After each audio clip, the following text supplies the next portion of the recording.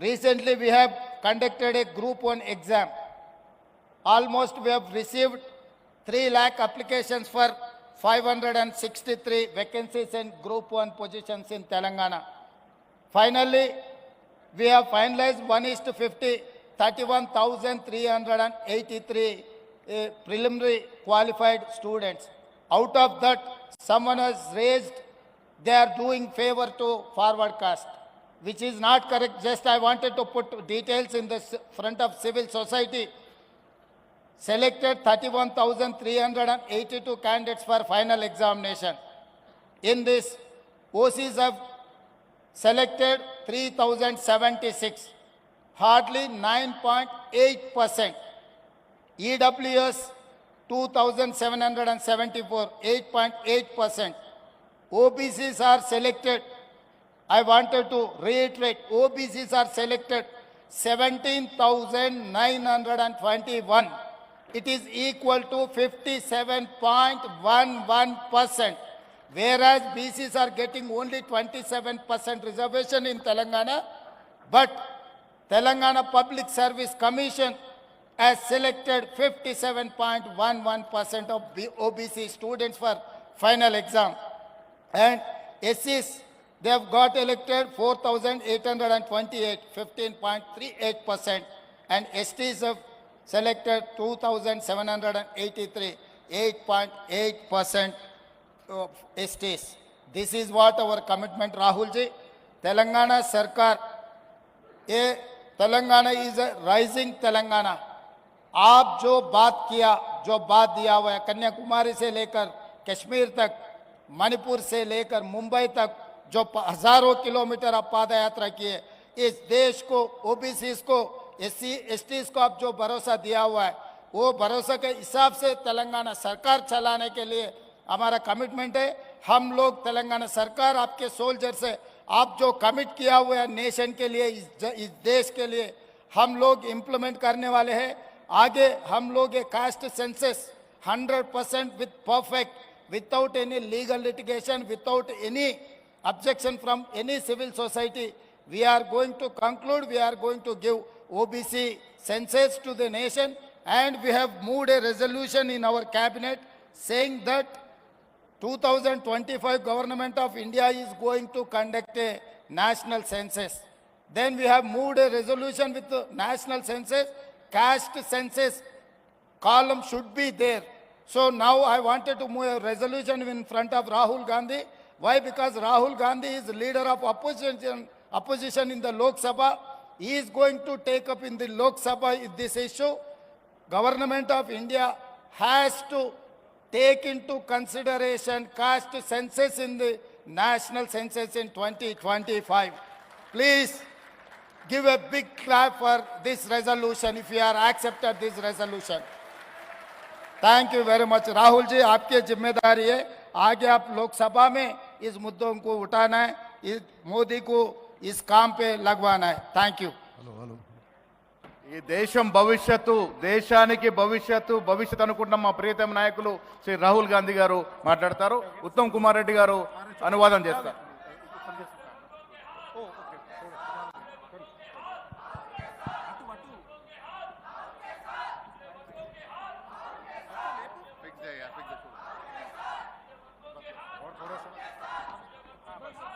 आगे कर लो, आगे कर आगे.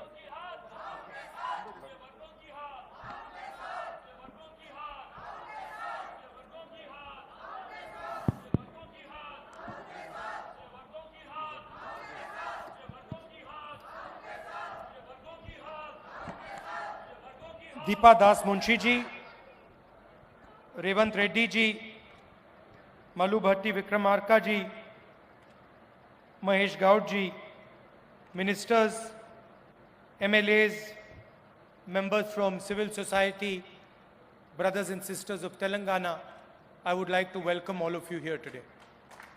అందరికీ స్వాగతం పలుకుతున్నాం.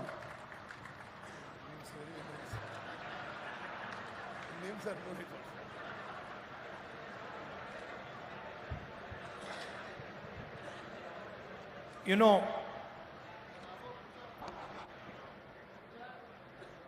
I think it was in 1912 that the biggest ship built till that day set sail between the United Kingdom and the United States. That ship was called Titanic. You must have heard of the name. 1912లో ప్రపంచంలో అతిపెద్ద ship UK నుంచి యుఎస్ఏకి బయలుదేరింది. And the designers of the Titanic, they said that the ship is so big, so huge, that it can never be sunk. ఈ Titanic అనే ship ఎంత పెద్దగా ఉందంటే ఆ షిప్ డిజైన్ చేసిన వాళ్ళు ఇది ఎప్పటికీ మునగదని చెప్పారు. And then few weeks later, in the middle of the Arctic Ocean, the Titanic hit an iceberg and the ship sank. కొన్ని వారాల్లోనే ఇంత పెద్ద ship Titanic ship Arctic ocean లో ఒక ఐస్బర్గ్ తో కొలైడ్ అయి మునిగిపోయింది. And the interesting thing was that the person who was supposed to keep an eye out for icebergs didn't see the iceberg. ముఖ్యమైన విషయం ఏంటంటే ఐస్బర్గ్ చూడాల్సిన వ్యక్తి అసలు ఐస్బర్గ్ ని చూడలేదు. And literally the ship went straight into the iceberg and they only found out that they'd hit the iceberg when the ship hit and started to sink. ఆ Titanic ship పోయి నేరుగా iceberg కి collide అయి ship మునిగిపోయింది. And within 20 minutes or so, the Titanic went to the bottom of the ocean. ఆ iceberg తాకిన తర్వాత 20 నిమిషాల్లో ఆ టైటానిక్ షిప్ మునిగిపోయింది. Now, the reason that nobody saw the iceberg was because 90% of the iceberg sits underneath the surface of the sea. ఆ iceberg ని ఎందుకు చూడలేదంటే 90% సముద్రం లోపల ఉంది అది. So the person looking from the ship saw a small little iceberg. He didn't realize that he was only seeing a small portion of the iceberg. The big main iceberg was under the sea.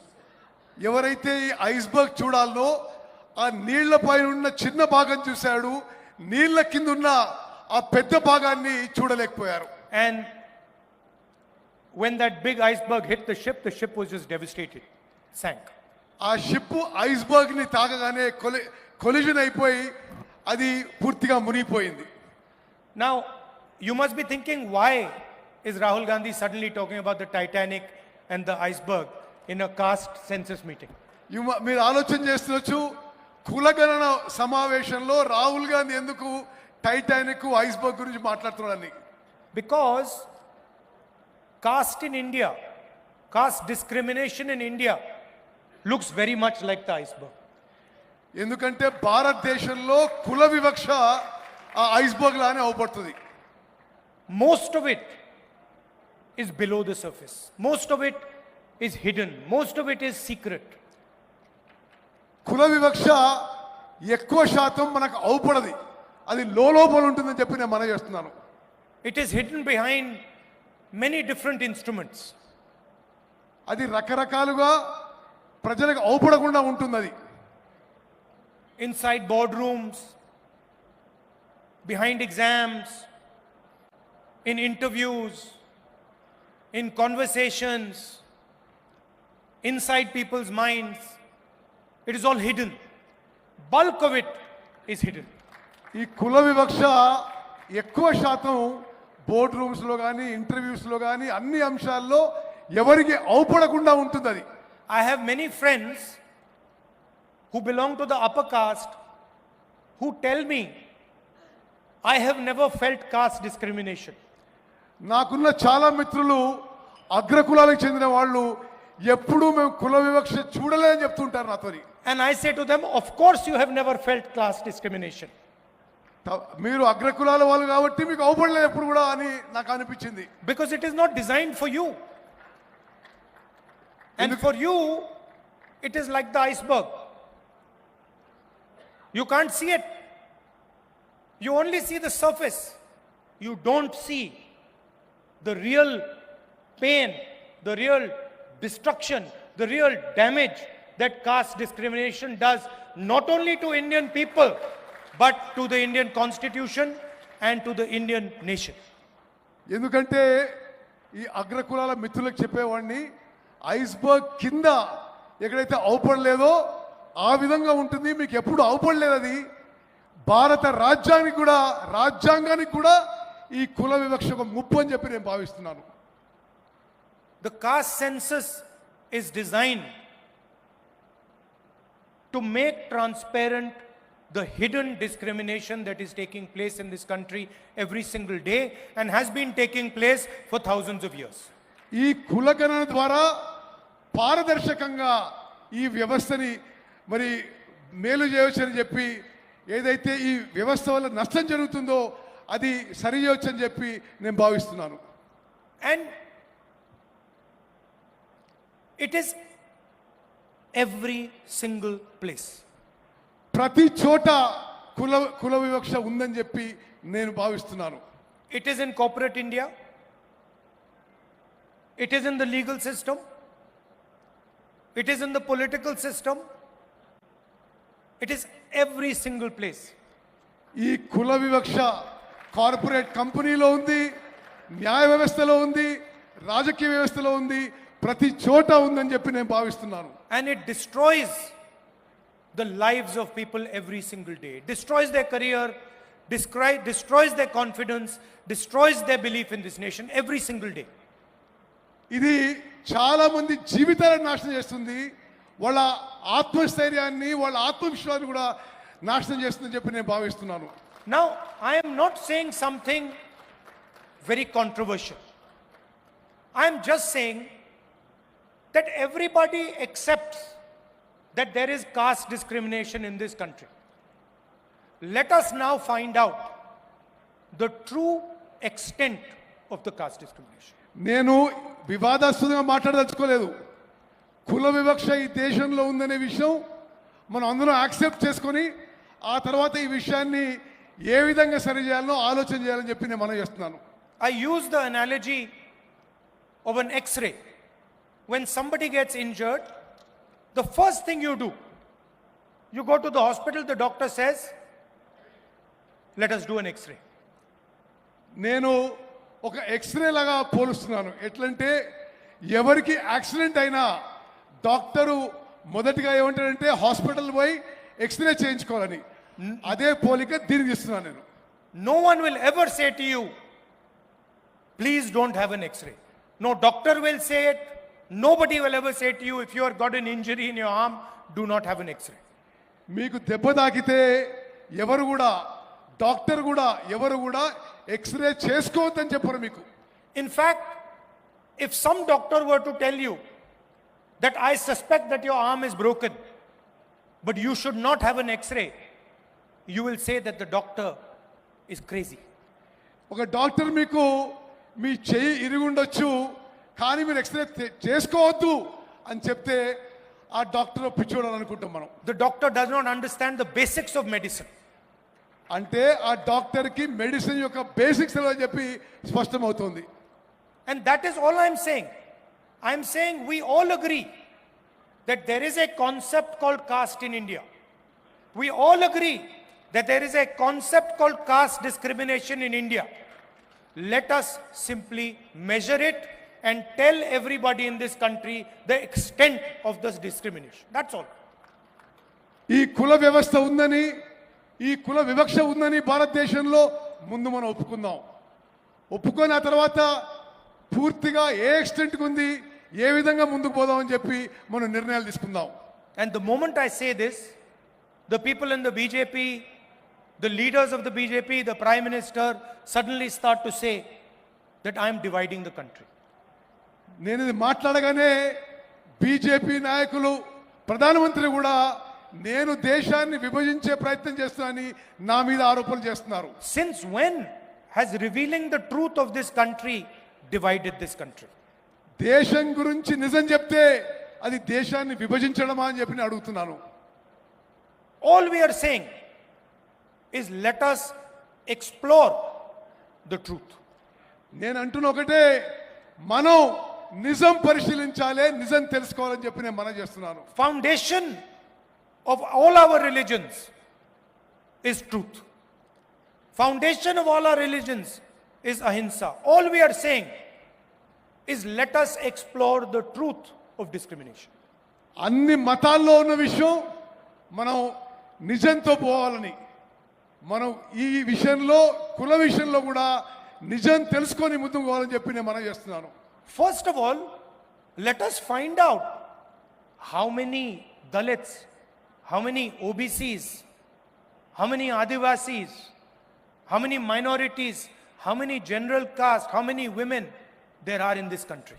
మనము ఈ census ద్వారా ఎంతమంది దళితులు ఉన్నారు, ఎంతమంది ఆదివాసులు ఉన్నారు, ఎంతమంది ఓబీసీలు ఉన్నారు, ఎంతమంది మహిళలు, ఈ వివరాలన్నీ కనుక్కునే అవకాశం ఉంటుంది. After that, let us find out how is wealth distributed in this country. అది చేసిన తర్వాత దేశం యొక్క ధనం ఏ విధంగా ఈ సామాజిక వర్గాల్లో మరి విభజించబడదో అది కూడా కనుక్కుందాం. What share of wealth do Dalits have? What share of wealth do OBCs have? What share of wealth do women have? Let us find this out. దేశం యొక్క ధనం దళితుల దగ్గర ఎంత ఉంది, ఆదివాసుల దగ్గర ఉంది, ఓబీసీల దగ్గర ఎంత ఉంది, అది మనం కనుక్కోవాలి. Let us find out how many poor general caste people there are. ఎంతమంది నిరుపేదలు ఉన్నారో మరి తెలుసుకోవాలి మనం. Let us ask ourselves the question, how many Dalits are there in corporate India? How many OBCs are sitting in the top 500 companies of this country? How many OBCs, Dalits, Adivasis are there in the judicial system? How many Dalits, OBCs, Adivasis are there in our forces? Let us ask these questions. Why are we scared of asking these questions? ఎంతమంది దళితులు, ఆదివాసీలు, ఓబీసీలు corporate కంపెనీలలో కనుక్కోవాలి, న్యాయ వ్యవస్థలో ఎంతమంది కనుక్కోవాలి, సైనికులు ఎంతమంది ఉన్నారో కనుక్కోవాలి. ఇది అవసరం అని చెప్పి నేను భావిస్తున్నాను. The only people who can resist asking this question are the people who are hiding the truth, who do not want the people of India to know the truth about discrimination in this country. దీనికి వ్యతిరేకం ఉన్నవాళ్ళు కేవలం నిజం బయటికి రావద్దు అనే వాళ్ళే దీనికి వ్యతిరేకం అని చెప్పి నేను మనం చేస్తున్నాను. Those would be the people who benefit from the discrimination. వీళ్ళు ఈ కుల వివక్ష వల్ల లబ్ధి పొందే వాళ్ళే ఈ నిజం బయటికి రావడానికి ఇష్టపడటం లేదు. I'm still wondering why the Prime Minister has not publicly said that he wants to challenge the idea of discrimination in Indian society. నేను ఆశ్చర్యపోతున్నా, ప్రధానమంత్రి గారు ఇప్పటి వరకు కుల వివక్ష విషయాన్ని ఈ దేశంలో ఛాలెంజ్ చేయడానికి ముందుకు వస్తున్నానని ఒక్కసారి కూడా మాట్లాడలేదు. Why hasn't he said he wants to know how many Dalits there are in India's boardrooms? మరి ఇండియా కార్పొరేట్ కంపెనీల్లో ఎంతమంది దళితులున్నారో మరి నరేంద్ర మోదీ గారికి తెలియవద్దని ఎందుకున్నది? How many OBCs are in our judicial system? ఎంతమంది ఓబీసీలు మన న్యాయ వ్యవస్థలో ఉన్నారని మరి నరేంద్ర మోదీ గారికి తెలియాల్సిన అవసరం ఉంది. How many Adivasis are anchors in our media system? ఎంతమంది ఆదివాసీలు మన మీడియాలో యాంకర్ల పాత్ర పోషిస్తున్నారు కూడా తెలియాల్సిన అవసరం ఉంది. Why is he scared of asking these questions? ప్రధానమంత్రి గారు ఈ ప్రశ్నలు అడగడానికి ఎందుకు భయపడుతున్నాడు? I committed on behalf of the Congress party in Parliament House that we will carry out a national caste census. నేను కాంగ్రెస్ పార్టీ తరఫున పార్లమెంట్లో స్పష్టంగా చెప్పిన, మేము జాతీయ స్థాయిలో క్యాస్ట్ సెన్సస్ చేస్తామని హామీ ఇవ్వడం జరిగింది. And we will demolish the artificial barrier of 50% reservations that has been placed in front of this country. ఇప్పటి వరకు ఏది ఉందో 50% వరకు రిజర్వేషన్స్ అది మేము ఎత్తేస్తామని చెప్పి నేను మనవి చేస్తున్నాను. And for me, Telangana is the model of the national caste census.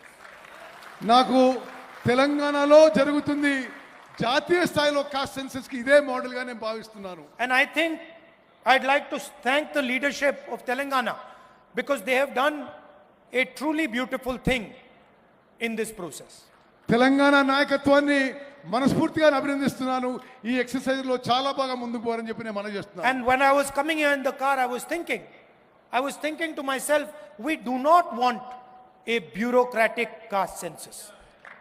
నేను కారు వచ్చిన అనుకున్నా బ్యూరోక్రసీ ద్వారా చేసే క్యాస్ట్ సెన్సస్ మాకొద్దు. We don't want some bureaucrat sitting in some corner somewhere to decide the questions that the caste census will ask our people. ఏ బ్యూరోక్రాటో అధికారియో ఆ caste census లో ఏ questions అడగాలని వాళ్ళు డిసైడ్ చేయొద్దని చెప్పి నేను భావిస్తున్నాను. Because in fact this will be an insult to the people of India.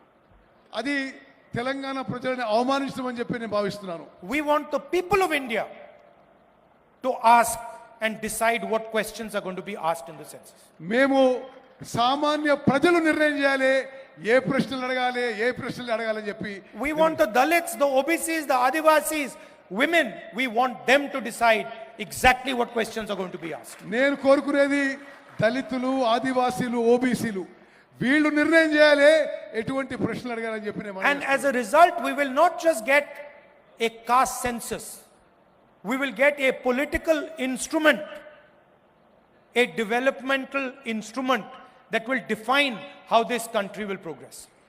అయితే దాని ద్వారా కులగణనే కాదు అభివృద్ధికి ఏ విధంగా ముందుకు పోవాలి రాజకీయాలు ఏ విధంగా పోవాలి రాజకీయాలు ఏ విధంగా ముందుకు పోవాలని ఒక మార్గం ఏర్పడుతుందని చెప్పి నేను భావిస్తున్నాను. Please understand that what we are designing here is not simply a caste census.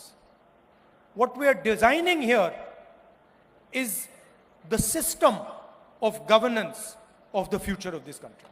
మేము ఇక్కడ చేస్తుంది క్యాస్ట్ సెన్ససే గారు రానున్న తరాలకి మరి ప్రభుత్వాలు ఏ విధంగా ముందుకు పోవాలి అడ్మినిస్ట్రేషన్ ఏ విధంగా ముందుకు పోవాలి అది మేము డిసైడ్ చేస్తున్నామని చెప్పి నేను మనం చేస్తున్నాను. Some time back I was talking to one of the world's experts on equality.